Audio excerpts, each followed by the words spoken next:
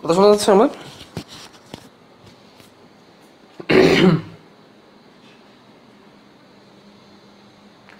Hello, তোমরা কি আমার কথা শুনতে পাচ্ছ?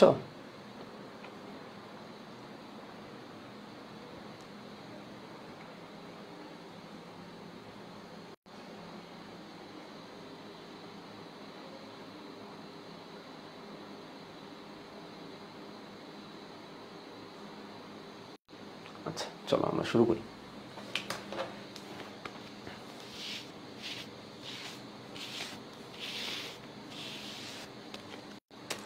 ওকে, থ্যাংক ইউ ভেরি মাচ।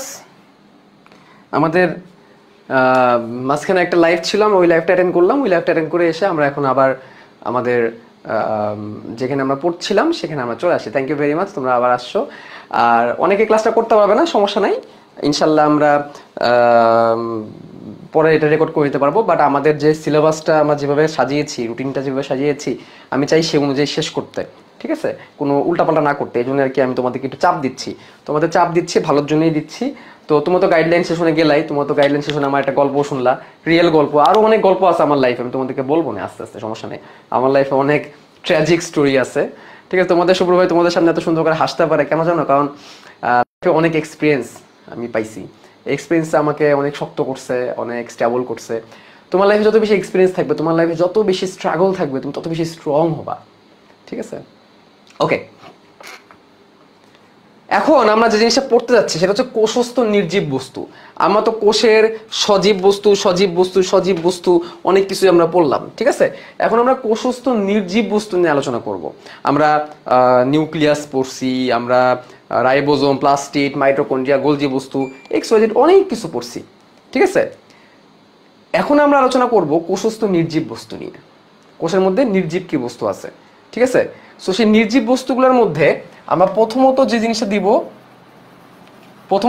দিব সেটা হচ্ছে সঞ্চিত পদার্থ।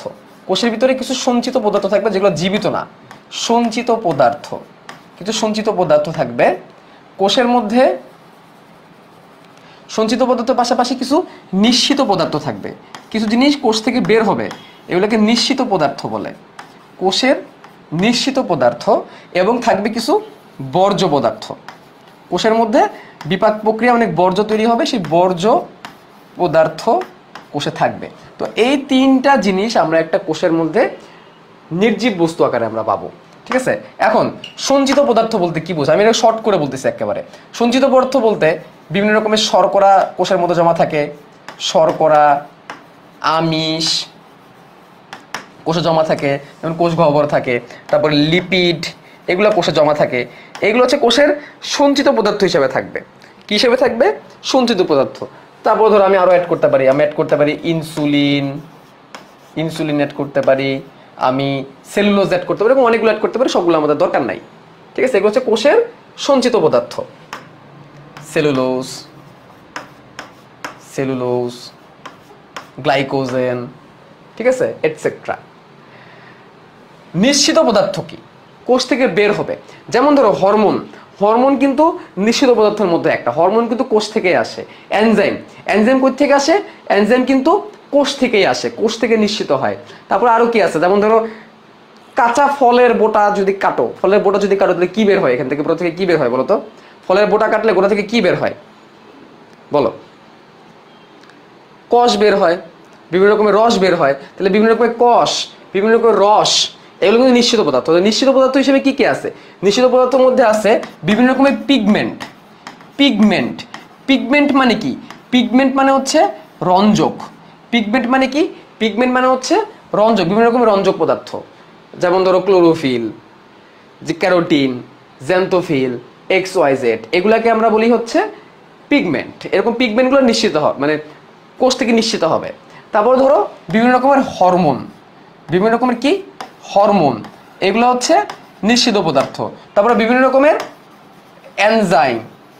এনজাইম হচ্ছে কি নিশ্চিত পদার্থ। এগুলো হচ্ছে কোষের নিঃসৃত পদার্থ। ওকে, সবশেষে হচ্ছে বর্জ্য পদার্থ। কোষ থেকে বিভিন্ন রকমের বর্জ্য পদার্থ আসবে, ঠিক আছে?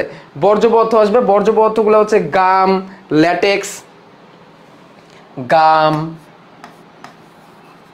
ল্যাটেক্স,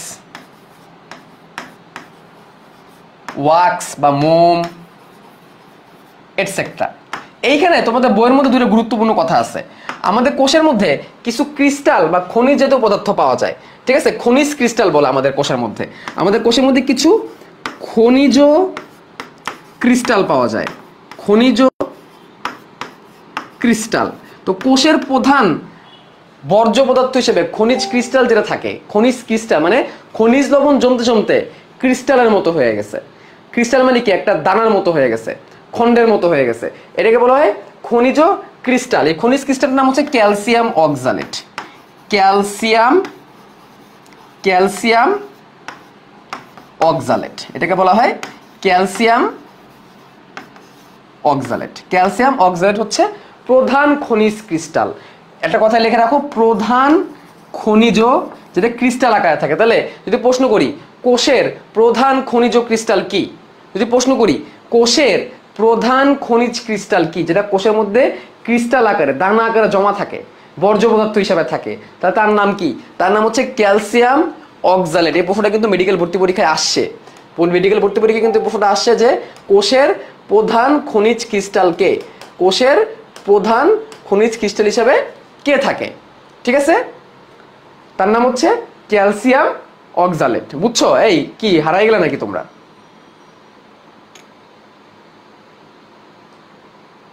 হারাই গেছো নাকি? ওকে, এই ক্যালসিয়াম অক্সালেটটা অনেক সময় সূচের মতো হয়ে যায়। সূচের মতো, কিসের মতো? সূচের মতো বা সুয়ের মতো হয়ে যায় কোষের মধ্যে। কোষের মধ্যে এরকম সুয়ের মতো জমা থাকে, সূচের মতো হয়ে যায়। তখন তাকে একটা বিশেষ নামে ডাকা হয়। এই নামটা খুবই গুরুত্বপূর্ণ। তখন তাকে একটা বিশেষ নামে ডাকা হয়, সেই নামটা হচ্ছে র্যাফাইট। সেই নামটা কি? র্যাফাইট। এইখান থেকে একটা প্রশ্ন আগামীকালকে পাবা। এখন যেটা পড়াইতেছি এখান থেকে একটা প্রশ্ন আগামীকালকে পরীক্ষায় পাবা। প্রধান খনিজ ক্রিস্টালের মধ্যে ক্যালসিয়াম অক্সালেট যখন সূচের মতো হয়ে যায় তখন তাকে কি নামে ডাকে? র্যাফাইট নামে ডাকে। কি নামে ডাকে? র্যাফাইট। সবাই লেখো কমেন্টে। খনিজ ক্রিস্টাল যখন সূচের মতো থাকে তখন তাকে কি নামে ডাকে? তখন তাকে র্যাফাইট নামে ডাকে। কি নামে ডাকে? র্যাফাইট নামে ডাকে। ওকে, আচ্ছা, ক্যালসিয়াম অক্সালেট একটা ক্রিস্টাল আমরা জানলাম। আরেকটা ক্রিস্টাল আছে, তার নাম হচ্ছে, সেই ক্রিস্টালটার নাম কি? সেই ক্রিস্টালের নাম হচ্ছে ক্যালসিয়াম কার্বনেট। কি? Calcium carbonate. আরেকটা ক্রিস্টাল আছে ক্যালসিয়াম কার্বনেট, এটাও ক্রিস্টাল। এবং এই ক্যালসিয়াম কার্বনেটটা আঙুরের থোকার মতো হয়ে থাকে, কোষের মধ্যে। আঙুরের থোকার ন্যায় যখন হয়ে যায় তখন তাকে সিস্টোলিথ নামে ডাকে। কি নামে ডাকে? সিস্টোলিথ। তখন তাকে সিস্টোলিথ নামে ডাকে। কি নামে ডাকে? সিস্টোলিথ নামে ডাকে। এর কয়েকটা গুরুত্বপূর্ণ কোশ্চেন তাহলে আমি তোমাদের একটু বলি। উদ্ভিদের প্রধান খনিজ ক্রিস্টাল হচ্ছে ক্যালসিয়াম অক্সালেট, বর্জ্য পদার্থ হিসাবে থাকে। সে যখন সুয়ের মতো হয়ে যায় তখন তাকে বলা র্যাফাইট। তাহলে র্যাফাইট কি? ক্যালসিয়াম অক্সালেটের খনিজ সুয়ের মতো ক্রিস্টাল। আরেকটা খনিজ আছে, তার নাম হচ্ছে ক্যালসিয়াম কার্বনেট। কি নাম ভাইয়া? Calcium carbonate. সেটা আঙুরের থোকার মতো হয়ে যায়, যে এরকম ভাবে থাকে, আঙুরের থোকার মতো হয়ে যায়। তখন তাকে কি বলে ভাইয়া? তখন তাকে কি নামে ডাকে? আঙুরের থোকার মতো হয়ে গেলে সিস্টোলিথ। তখন তাকে কি নামে ডাকবে ভাইয়া? সিস্টোলিথ নামে ডাকবে। সিস্টোলিথ কি, র্যাফাইট কি? সিস্টোলিথ তৈরি হয় ক্যালসিয়াম কার্বনেট দিয়ে, র্যাফাইট তৈরি হয় ক্যালসিয়াম অক্সালেট দিয়ে। সিস্টোলিথটা দেখতে আঙুরের থোকার মতো, র্যাফাইটটা দেখতে সূচের মতো। ভাইয়া প্লিজ এটা ভালো করে পড়ে রাখো, আসবে পরীক্ষায়, এটা পরীক্ষায় আসবে, জেনে রাখো। সূচের মতো হয়ে যায় কেন? এটা জমতে কিভাবে জমতেছে, ফোটা জমতে সুয়ের মতো হয়ে যায়, এরকম লম্বা স্ট্রাকচার লাভ করে। বুঝছি বাবারা? বুঝছি বাবা, বুঝছি। ওকে, যদি বুঝে থাকি চলো আমরা বয়ে যাই। তাহলে চলো আমরা বয়ে যাই। কোষস্থ নির্জীব বস্তু, নির্জীব বস্তুগুলো দ্রবীভূত অবস্থায় ক্রিস্টাল হিসাবে ফোটা বা দানার বস্তু হিসাবে অবস্থান করে। সেটা অনেক সময় দ্রবীভূত হয়ে যায় কোষের মধ্যে, অনেক সময় ক্রিস্টালের মতো হয়ে যায়, অনেক সময় ফোটায় ফোটায় ফোটায় ফোটায় জমে জমে জমে জমে আঙুরের থোকার মতো হয়ে যায়। হ্যাঁ, আচ্ছা এটা কয় রকমের আছে বাবা একটু দেখি। এটা আছে হচ্ছে 3 ভাবে। সঞ্চিত পদার্থ হিসেবে থাকতে পারে, নিশ্চিত পদার্থ হিসেবে থাকতে পারে, বর্জ্য পদার্থ হিসেবে থাকতে পারে। সঞ্চিত পদার্থ হিসেবে কি? শর্করা, আমিষ, চর্বি, গ্লুকোজ, চিনি, ইনসুলিন, স্টার্চ, সেলুলোজ, গ্লাইকোজেন ইত্যাদি, এগুলো যেগুলো তোমাদের লিখে দিছি আমি। নিশ্চিত পদার্থ হিসেবে কি আছে? বিভিন্ন রকম পিগমেন্ট, এনজাইম এবং হরমোন। যেমন নেকটার, নেকটার মানে মধু, মধু কিন্তু নিশ্চিত হয়। মধু নিশ্চিত হয় না কোষ থেকে, দেখছো? মধু। একজন বলছে ভাই ইনসুলিন কি? ইনসুলিন একটা হরমোন ভাইয়া, ইনসুলিন আমাদের দেহে একটা হরমোন। যেমন রঞ্জকগুলোর নাম কি? ক্লোরোফিল একটা রঞ্জক, অ্যান্থোসায়ানিন একটা রঞ্জক, ক্যারোটিনয়েড একটা রঞ্জক, এগুলো আমরা দেখছি। বর্জ্য পদার্থের মধ্যে একদম লাস্টে চলে যাবো। বর্জ্য পদার্থগুলো রেজিন, ট্যানিন, গাম, ল্যাটেক্স, এগুলা দরকার নেই সবগুলা। দেখো এটা দাগাও, এটা একটা অন্য কালিতে দাগাও। প্রধান খনিজ ক্রিস্টাল হলো ক্যালসিয়াম অক্সালেট। সূচের মতো যখন আকার ধারণ করে তখন তাকে বলা হয় গ্রাফাইট। আঙুরের থোকার মতো হয়ে গেলে তখন তাকে বলা হয় সিস্টোলিথ। আঙুরের থোকার মতো হয়ে গেলে তখন তাকে বলা হয় সিস্টোলিথ। ওকে, ঠিক আছে। সাউন্ড অপস হো হো পড়াইতে পড়াইতে তখন সাউন্ড চলে যায়, আমি টেরি পাই না। যাক, দাগাইতে পারছো তো, আমি কিছু বলি না, আমি জাস্ট দাগাইছি, জাস্ট দাগাইছি বাবা, আর কিছু না, জাস্ট দাগাইছি।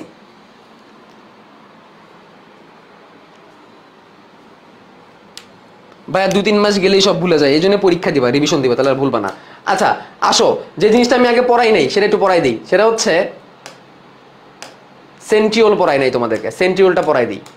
আচ্ছা, আমার মনে হয় আজকে স্টুডেন্ট কমে গেছে। স্টুডেন্ট কমে গেলে আমার খুব কষ্ট লাগে। স্টুডেন্ট যেহেতু কমে গেছে, ফেসবুক লাইভে স্টুডেন্ট কম, ওয়েব অ্যাপে স্টুডেন্ট কম, যার কারণে আমি তোমাদের পড়াটা আজকে ক্রোমোজোমের পরে কন্টিনিউ করবো না। শেষমেশ দেখো আমার কন্টিনিউ করা হইল না আজকে। ক্রোমোজোমটা আমি তোমাদেরকে একটা এক্সট্রা ক্লাস দিব। শুক্র, শনি, সোম, বুধ ব্যতীত একটা এক্সট্রা ক্লাস দিব।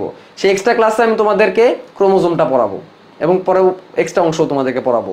ঠিক আছে, আজকে ক্রোমোজোমটা আমি শুরু করবো। যেহেতু রুটিনে আছে ক্রোমোজোম ছিল, ক্রোমোজোম আমি আজকে শুরু করবো তোমাদের, বাট পুরোপুরি পড়াবো না।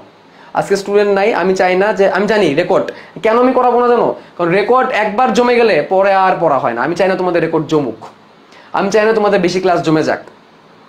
ঠিক আছে, এই জন্য আমি ইচ্ছা করে আজকে কন্টিনিউ করবো না। আমি চাইলে কন্টিনিউ করতে পারি, বাট একবার যদি রেকর্ড জমা শুরু করে, একবার যদি লাইভ মিস হয়ে রেকর্ড জমা শুরু করে, তখন জমতেই থাকে, জমতেই থাকে, জমতেই থাকে, জমতেই থাকে, এই চক্র চলতেই থাকে। আমি চাই না তোমরা এই চক্রের মধ্যে পড়ো, বুঝছো? ঠিক আছে, লাগলে আজকে গল্প করবো শেষের দিকে, সমস্যা নাই। আসো আমরা সেন্ট্রিওল পড়ি। সেন্ট্রিওলের কি বলছে? প্রধানত পানি কোষ, কিছু সব উদ্ভিদ কোষে যে অঙ্গাণু নিউক্লিয়াসের কাছে অবস্থান করে, স্বপ্রজনন ক্ষমতা সম্পন্ন এবং একটি গহ্বরকে ঘিরে 9টি গুচ্ছীয় প্রান্তীয় উপনলিকা নির্মিত খাটো নলে গঠিত, তাকে সেন্ট্রিওল বলে। খুবই কঠিন কথাবার্তা। তো প্রথম দিকে এই কথাগুলো আমরা বুঝছি যে পানি কোষেও থাকে আর কিছু উদ্ভিদ কোষেও থাকে, এটা বুঝলাম। নিউক্লিয়াসের কাছাকাছি থাকে, এটাও বুঝলাম। পানি কোষে মাকুযন্ত্র তৈরিতে হেল্প করে, এটাও বুঝলাম। স্বপ্রজনন ক্ষমতা সম্পন্ন, এটা জায়গায় রাখো, এটা থেকে মেডিকেল একবার পরীক্ষা আসছে। স্বপ্রজনন ক্ষমতা সম্পন্ন মানে কি? মানে সে নিজেকে নিজে তৈরি করতে পারে। ঠিক আছে, স্বপ্রজনন ক্ষমতা সম্পন্ন এবং 9টি গুচ্ছ, এটা আমরা বুঝি, এটা দরকার নেই, পরে আসবো এটার মধ্যে। আবিষ্কারক বিজ্ঞানী ভন ব্যান্ডেন, ভন ব্যান্ডেন, ভন ব্যান্ডেন এবং নামকরণ করে বোভারি, নামকরণ করেন বোভারি, ভন ব্যান্ডেন এবং বোভারি। কোথায় কোথায় পাওয়া যায়? দেখো, কোথায় কোথায় পাওয়া যায় না এটা মনে রাখো, কোথায় কোথায় পাওয়া যায় না এটা মনে রাখো। দেখো, পাওয়া যায় না আদি কোষে, পাওয়া যায় না ডায়াটমে, পাওয়া যায় না ইস্টে, পাওয়া যায় না আবৃতবীজী উদ্ভিদে। এইসব জায়গায় এদেরকে পাওয়া যায় না। আচ্ছা, এখন কথা বাড়াবো না, আমরা চলে যাব বোর্ডে। আমরা বোর্ডে চলে যাব, তাহলে আমাদের বুঝতে সহজ হবে। বোর্ডে চলে যাই। সেন্ট্রিওল,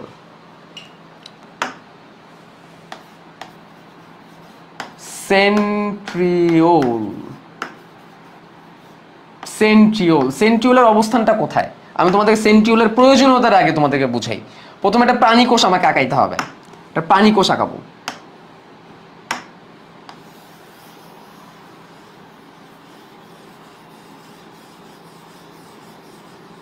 এটা প্রাণী কোষ, নিউক্লিয়াস দিব, নিউক্লিয়াস, নিউক্লিওলাস। ওকে, প্রাণী কোষের যখন স্পিন্ডল যন্ত্র তৈরি করার প্রয়োজন পড়ে, তখন প্রাণী কোষের নিউক্লিয়াসের কাছাকাছি একটা সেন্ট্রোজোম থাকে। কি থাকে? সেন্ট্রোজোম। এই সেন্ট্রোজোমের ভিতরে দুইটা বড় বড় সিলিন্ডারের মতো সেন্ট্রিওল থাকে। বড় বড় সিলিন্ডারের মতো সেন্ট্রিওল থাকে। কোষ যখন বিভাজন হয় তখন কি হয়? প্রথমে সেন্ট্রিওলের চারিদিকে যে প্রাচীরটা ছিল এটা প্রথমে ফাটে। ফেটে কি হয়? একটা সেন্ট্রিওল একদিকে থাকে, আরেকটা সেন্ট্রিওল আরেক দিকে চলে যায়, দুই দিকে চলে যায়। এবং নিউক্লিয়াসের এখানে সে অ্যাস্টার তন্তু তৈরি করার মাধ্যমে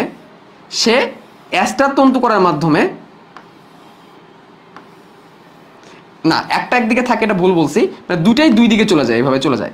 এভাবে করে কি তৈরি করে বলো তো? কি যন্ত্র তৈরি করে? বলো, কি যন্ত্র তৈরি করে? কি যন্ত্র তৈরি করে? মাকু যন্ত্র তৈরি করে। মাকু যন্ত্র তৈরি করে। তাহলে প্রাণী কোষে মাকু যন্ত্র তৈরি করতে হেল্প করতেছে কোন অঙ্গাণু? দুইটা সেন্ট্রিওল। কে হেল্প করতেছে? দুইটা সেন্ট্রিওল হেল্প করতেছে। কে হেল্প করতেছে? দুইটা সেন্ট্রিওল। আচ্ছা, তাহলে আমি বলতেছি সেন্ট্রিওল আছে কয়টা আমার? দুইটা। তাহলে সেটার অবস্থানটা আমরা একটু দেখি। সেন্ট্রিওল দুটো কিভাবে থাকে? প্রথমত এরকম একটা গঠন তৈরি হয়, যেটাকে আমরা পুরোটা বলতেছি সেন্ট্রোজোম। এটাকে আমরা কি বলতেছি? সেন্ট্রোজোম। কি বলতেছি? সেন্ট্রোজোম। নিউক্লিয়াসের কাছাকাছি অবস্থান করে সেন্ট্রোজোম। এর ভিতরে থাকে তরল পদার্থ এবং থাকে দুইটা সেন্ট্রিওল। সেন্ট্রিওল দুটো কেমনে থাকে? এই একটা সেন্ট্রিওল সিলিন্ডারের মতো, একটা সেন্ট্রিওল,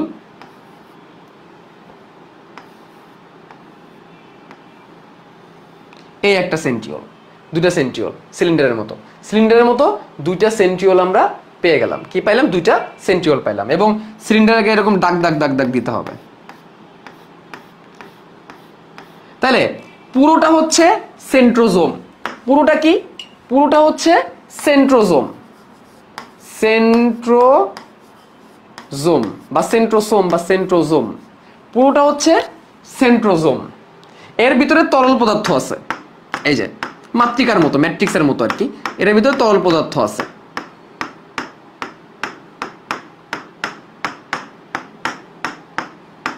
এটাকে বলে সেন্ট্রোস্ফিয়ার।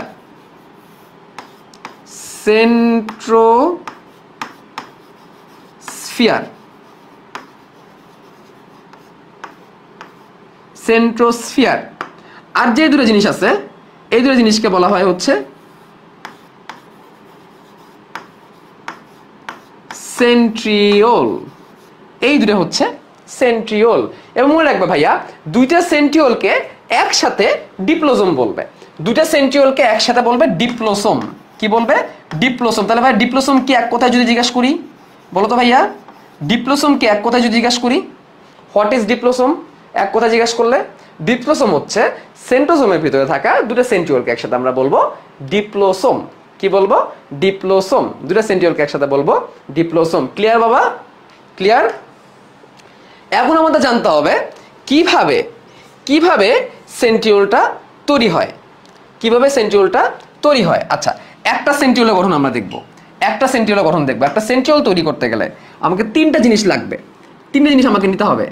প্রথমে আমাকে কি নিতে হবে?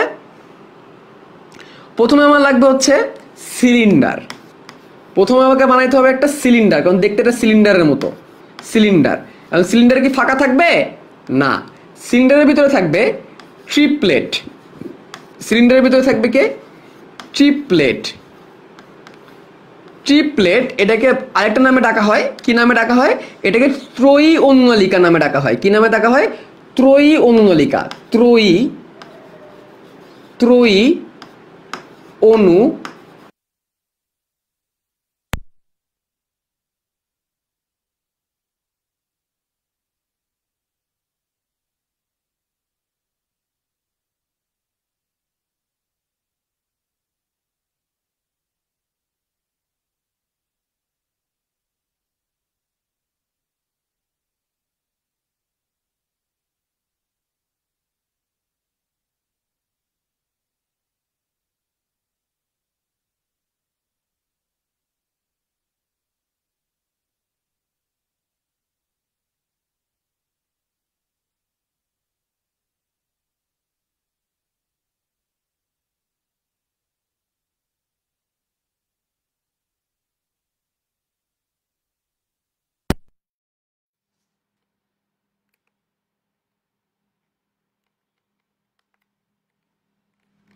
আচ্ছা এখন শোনা যাচ্ছে? আমার ইয়ে চার্জ শেষ, মাইকের চার্জ শেষ, মাইকের চার্জ শেষ। এখন শোনা যাচ্ছে? এখন কি শোনা যাচ্ছে? মাইকের চার্জ 0 হয়ে গেছে।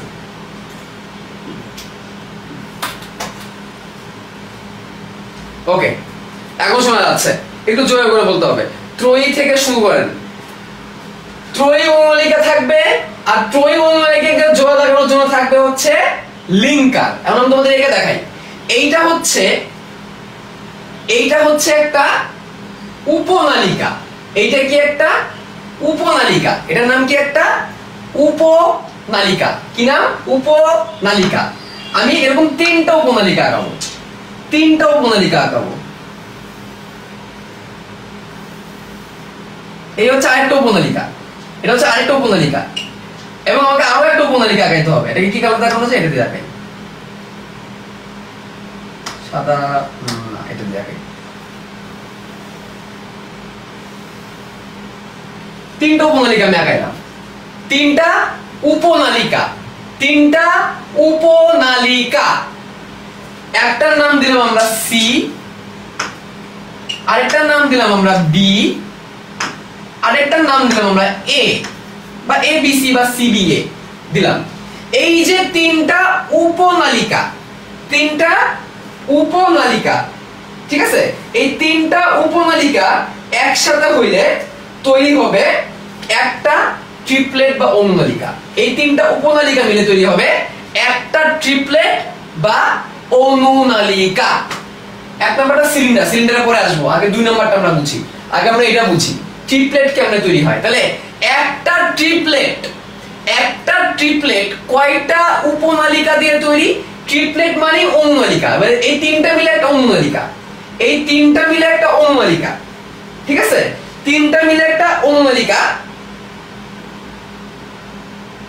কয়টা উপনালিকা মিলে একটা অনুনালিকা তৈরি হয়? বলো, কয়টা উপনালিকা মিলে একটা অনুনালিকা তৈরি হয়? 3টা, সি বি এ। ওকে, এখন এরকম ট্রিপলেট লাগবে আমার 9টা।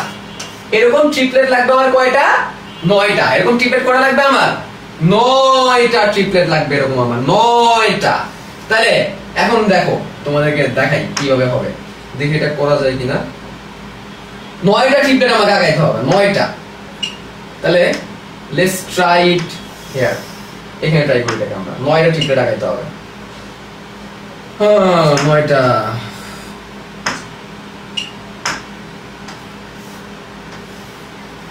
এক, 2, তোমরাও আঁকো আমার সাথে। এই একটা ট্রিপলেট, একটা ট্রিপলেট, আর ট্রিপলেট আঁকাইতে হবে।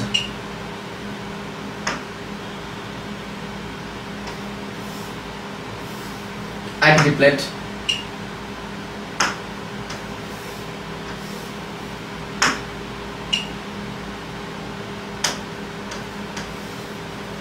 ট্রিপলেট। এভাবে আবার ট্রিপলেট আঁকাইতে হবে।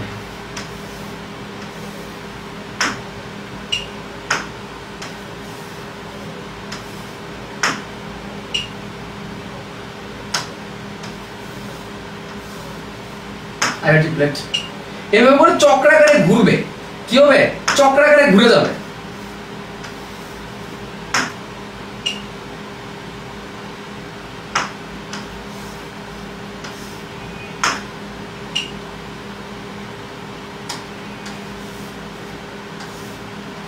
এভাবে চক্রাকারে ঘুরে যাবে, ঠিক আছে? এরকম 9টা হবে। 9টা মিলে একসাথে যদি 9টা কলম রাখো, আমি তোমাদের দেখাই। একসাথে তুমি 9টা কলম রাখো, আমার এখানে 4-5টা কলম আছে, এরকম হয়ে যাবে না দেখতে? এরকম হয়ে যাবে 9টা। এখন তো 4-5টা কলম আছে, সবগুলো নাই। 9টা কলম যদি একসাথে রাখো, তাহলে এরকম হবে না দেখতে? গঠনটা দেখো তো, কাইন্ড অফ এরকম। এরকম 9টা একসাথে হবে। পুরোটার বাইরে একটা সিলিন্ডার তৈরি হবে, মানে পুরোটা মিলে একটা সিলিন্ডার তৈরি হবে বা একটা আবরণ তৈরি হবে পুরোটার বাইরে। এবং একটা ট্রিপলেটের সাথে আরেকটা ট্রিপলেট লিঙ্কার দিয়ে লাগানো থাকবে। একটা ট্রিপলেটের সাথে ট্রিপলেট কি লিঙ্কার দিয়ে লাগানো থাকবে। কি দিয়ে লাগানো থাকবে? লিঙ্কার দিয়ে লাগানো থাকবে। লিঙ্কার দিয়ে কি করা থাকবে, যুক্ত করা থাকবে, এর ঘুরে গোল একটা স্ট্রাকচার তৈরি করবে। কি করবে, গোল একটা স্ট্রাকচার। আমি জানি না তোমাদেরকে বুঝতে পারছি কিনা, তোমাকে একটু ভিজুয়ালাইজ করতে হবে জিনিসটাকে, তোমাকে একটু ভিজুয়ালাইজ করতে হবে। তুমি কি ভিজুয়ালাইজ করতে পারছো তোমরা? আমি বুঝতেছি না তুমি আসলে ভিজুয়ালাইজ করতে পারছো কিনা। আমি পারছি কিনা তোমাদেরকে ভিজুয়ালাইজ করতে, আমি আসলে বুঝতেছি না। এখন তোমরা যদি বলো আর কি যে বুঝছো, তাহলে হইলো আর কি, তা নাহলে তো মুশকিল। একটু আমাকে জানাও, একটু আমাকে জানাও যে তোমরা বুঝতে পারছো কিনা।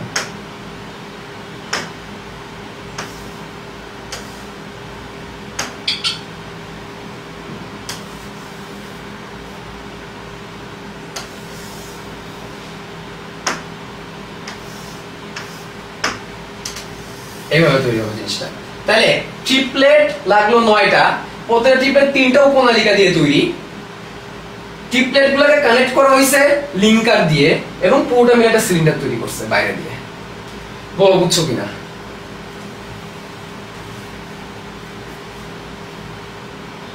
ডেসক্রিপশনটা আবার একটু বলবেন। ডেসক্রিপশন মানে দেখো, একটা ট্রিপলেট তৈরি করতে গেলে সিবিএ নামক 3টা উপনালিকা আমার দরকার। 3টা উপনালিকা মিলে একটা অনুনালিকা বা ট্রিপলেট তৈরি হয়। এরকম ট্রিপলেট লাগবে আবার 9টা একসাথে মিলে একটা এরকম মোটা একটা সিলিন্ডারের মতো তৈরি করবে। 9টাকে একসাথে করে বাঁধার জন্য লাগবে হচ্ছে লিঙ্কার। লিঙ্ক করবে, লিঙ্ক করা, বাঁধায় দেওয়া। বুঝছি? এইভাবে তৈরি হবে একটা সেন্ট্রিওল, একটা সিলিন্ডারের মতো একটা সেন্ট্রিওল। তাহলে যদি প্রশ্ন করি একটা সেন্ট্রিওলে উপনালিকা কয়টা, কি উত্তর দিবা? তাহলে বুঝবো যে বুঝছো কিনা। একটা সেন্ট্রিওলে উপনালিকা থাকে কয়টা? 27টা। বুঝতে পারছি, 27টা। কয়টা? 27টা। অনুনালিকা থেকে কয়টা? অনুনালিকা উপনালিকা বলছি, উপনালিকা 3 নং 27। অনুনালিকা 9টা। একটা অনুনালিকা তৈরি হয় 3টা উপনালিকা দিয়ে। একটা অনুনালিকা তৈরি হয় কয়টা উপনালিকা দিয়ে? 3টা উপনালিকা দিয়ে। এই হচ্ছে সেন্ট্রিওলের কথাবার্তা। ঠিক আছে? সেন্ট্রিওলের ডিএনএ আরএনএ নাই, প্রোটিন লিপিড দিয়ে তৈরি। এর মধ্যে কোনো ডিএনএ আরএনএ থাকবে না সেন্ট্রিওলের মধ্যে কোনো ডিএনএ আরএনএ থাকবে না। তাহলে এই যে মহান ব্যক্তি, এই সেন্ট্রিওলের কাজ কি? কোষ বিভাজনের সময় মাকড়সার তৈরি করে, আমরা বলছি। আচ্ছা, সিলিয়া এবং ফ্লাজেলা মনে আছে? সিলিয়া ফ্লাজেলা শুকানো লেজ নাড়াইতে কি হেল্প করছিল? এখন বলছো কেমনে 27টা। একটা ট্রিপলেট তৈরি হয় 3টা উপনালিকা দিয়া, সিবিএ। 3টা উপনালিকা দিয়ে একটা ট্রিপলেট তৈরি। ট্রিপলেট আছে 9টা, তাহলে 3 নং 27টা। আচ্ছা, তাহলে শুকানো লেজ নাড়াইতে কি হেল্প করছে? শুকানো লেজ সিলিয়া ফ্লাজেলা নাড়াইতে কি হেল্প করে? সিলিয়া ফ্লাজেলাকে আগের দিন পড়াইছি। কি হেল্প করে? সাইটোস্কেলেটন বা কোষ কঙ্কাল বা মাইক্রোটিবিউল। মনে আছে কিনা? মাইটোকন্ড্রিয়া কেন রে ভাই? মাইটোকন্ড্রিয়া শক্তি দেয়, মাইটোকন্ড্রিয়া কেন আসবে? সাইটোস্কেলেটন কোষ কঙ্কাল নাড়াতে হেল্প করে কোষ কঙ্কাল। কিন্তু সেই লেজটা তৈরি করে কে? সেই লেজটা তৈরি কে করছে? সেই লেজটা তৈরি করছে সেন্ট্রিওল। লেজ তৈরি করে। লেজ কে তৈরি করে? সেন্ট্রিওল। তাহলে শুক্রাণু নিয়ে সবকিছু একসাথে লিখে দিই আমি তোমাদেরকে এখন। শুক্রাণু নিয়ে সবকিছু একসাথে লিখে দিই। স্পার্ম, শুক্রাণুর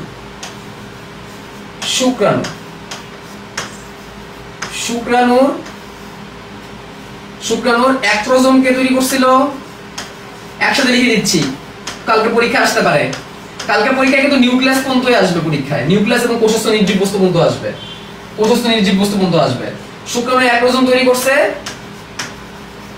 গোলজি বস্তু। শুক্রাণুর অ্যাক্রোজোম কে তৈরি করছে? গোলজি বস্তু। ওকে, তারপরে শুক্রাণুর হায়ালুরোনিডেস এনজাইম, হায়ালুরোনিডেস এনজাইম কে দিছে? হায়ালুরোনিডেস এনজাইম কে দিছে? বলো, হায়ালুরোনিডেস এনজাইম কে দিছে?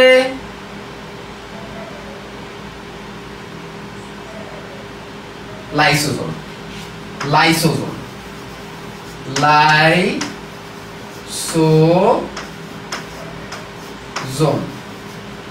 লাইসোজোম। শুক্রাণুর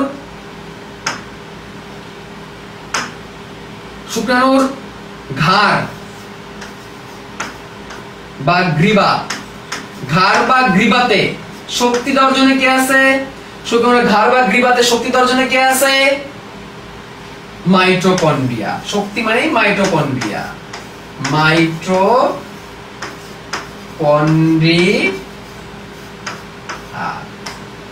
মাইটোকন্ড্রিয়া। শুক্রাণুর লেজ কে গঠন করছে? লেজ কে তৈরি করছে? শুক্রাণুর লেজ তৈরি করছে সেন্ট্রিওল, সেন্ট্রিওল। লেজ নাড়াইতে কে হেল্প করছে? লেজ নাড়ানো, লেজ নাড়ানো। মাইক্রোটিবিউল বা কোষ কঙ্কাল, মাইক্রোটিবিউল বা কোষ কঙ্কাল। আর শুক্রাণু 90% জায়গা শেষমেশ কে দখল করে রাখছে? শুক্রাণু 90% জায়গা কে দখল করে রাখছে? এত কিছু নিয়েও 90% নিয়ে রাখছে কে?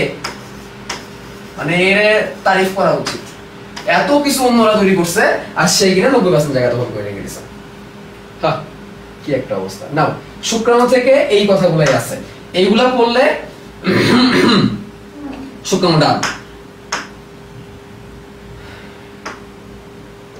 এগুলা পড়লে শুক্রাণু ডান।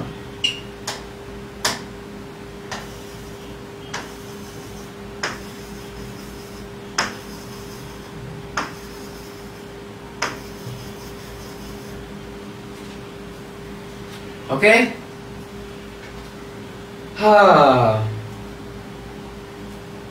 স্পার্মের মস্তকে নিউক্লিয়াসটা থাকে এবং মস্তকটা বেশি জায়গা নিয়ে রাখে। এই হচ্ছে আমাদের শুক্রাণু, বুঝছি? ওকে,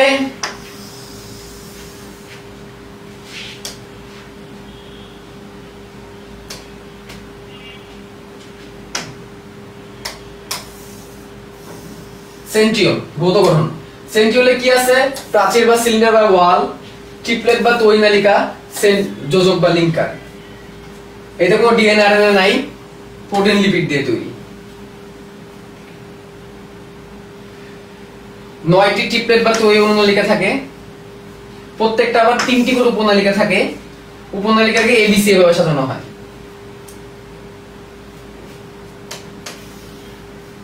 সেন্ট্রিওলের গাঢ় তরল পদার্থকে সেন্ট্রোস্ফিয়ার বলে।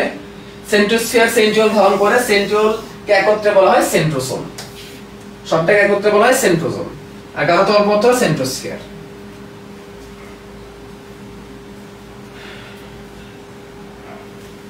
দুই নাম্বারটা উচ্চারণ কি? ত্রয়ী অনুনালিকা বা ট্রিপলেটস, ত্রয়ী অনুনালিকা বা ট্রিপলেটস। কুতুবা সুখিনা গল্প, আচ্ছা বলবো, কুতুবা সুখিনার সময় হলে গল্প বলবো। কাজ দেখাও।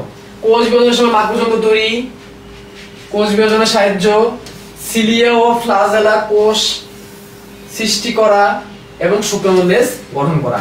এই সিলিয়া এবং ফ্লাজেলা তৈরি করছে সেন্ট্রিওল, আর সিলিয়া ফ্লাজেলা বিচরণ করছে মাইক্রোটিবিউল বা কোষ কঙ্কাল। ডান। নাও, ক্রোমোজোমে আর গেলাম না, তোমাদের প্রশ্ন না দিই, আমার গল্পটি ফুরালো, নোটে কাজটা মুড়লো। ঠিক আছে? তাহলে ক্রোমোজোমটার জন্য আমাদের একটা এক্সট্রা ক্লাস করাইতে হবে, কিছু করার নাই, এক্সট্রা ক্লাস নিতে হবে। ও এমনিতে আজকে 6 নাম্বার ক্লাসটা এক্সট্রা হয়ে গেল। ঠিক আছে, thank you, thank you very much. I love puti maach. Thank you very much, I love puti maach. ঠিক আছে, ডান।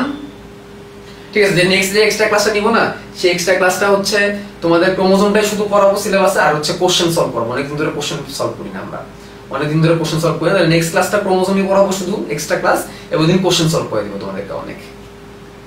কেমন লাগলো ক্লাস? ভাই কি সেকেন্ড টাইম ছিলাম না? সেকেন্ড টাইম নয়, ফার্স্ট টাইম আমি ছিলাম, সেকেন্ড টাইমে পরীক্ষা দিয়েছিলাম বা করতে। ওকে, থ্যাংক ইউ। তোমাদের ক্লাস খুব ভালো লাগছে জেনে আমার শান্তি, তোমরা বুঝলে আমার শান্তি। বাচ্চারা বলতো না আব্বু আম্মুরা যে তুই খাইলে আমার খাওয়া হয়ে যায়। ওকে, তাহলে আল্লাহ হাফেজ আজকের মতো। আধার মানে হচ্ছে ধারক, মানে যেখানে অনেক বেশি পাওয়া যায়।